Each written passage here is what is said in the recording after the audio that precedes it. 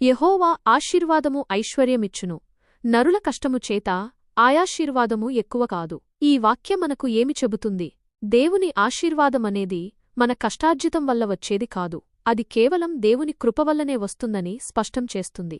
చాలాసార్లు మనం జీవితంలో విజయం సాధించాలంటే, ఐశ్వర్యవంతులు కావాలంటే అహర్నిశలు కష్టపడాలని అనుకుంటాం. కష్టపడటం మంచిదే, అది అవసరమే. అయితే మన కష్టం మాత్రమే మనకు ఐశ్వర్యాన్ని ఇస్తుందని అనుకోవడం పొరపాటు. బైబిలు స్పష్టంగా చెబుతోంది, యెహోవా ఆశీర్వాదమే ఐశ్వర్యాన్నిస్తుంది. దీనికి కొన్ని ఉదాహరణలు చూద్దాం. యోబు జీవితం. యోబు ఒక ధనవంతుడు, నీతిమంతుడు. ఆయనకు దేవుని ఆశీర్వాదం పుష్కలంగా ఉంది. ఆయన ధనవంతుడు కావడానికి ఎంత కష్టపడ్డాడో బైబిలు చెప్పదు. కాని ఆయన దేవునికి భయపడి చెడు నుండి దూరంగా ఉన్నాడు. దేవుడు ఆయన్నాశీర్వదించాడు. తరువాత యోబు తన సంపదనంతటినీ కోల్పోయినప్పుడు కూడా దేవునిపై నమ్మకం కోల్పోలేదు. చివరకు దేవుడు ఆయనకు పూర్వమున్నదానికంటే రెండింతలు ఎక్కువగా ఆశీర్వదించాడు. ఇది మన కష్టం వల్ల కాదు, దేవుని ఆశీర్వాదం వల్లనే సాధ్యమైంది. సొలొమోను జ్ఞానం మరియు ఐశ్వర్యం.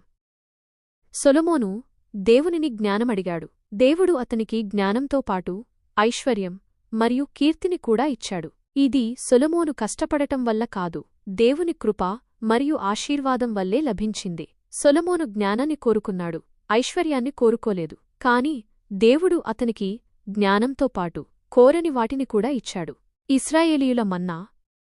ఇశ్రాయేలీయులు అరణ్యంలో ఉన్నప్పుడు దేవుడు వారికి మన్నాను ఆహారంగా ఇచ్చాడు. వారు కష్టపడి పండించుకోలేదు, శ్రమపడలేదు. దేవుని ఆశీర్వాదంతో ప్రతిరోజు వారికి ఆహారం లభించింది. దేవుడు వారి అవసరాలు తీర్చాడు.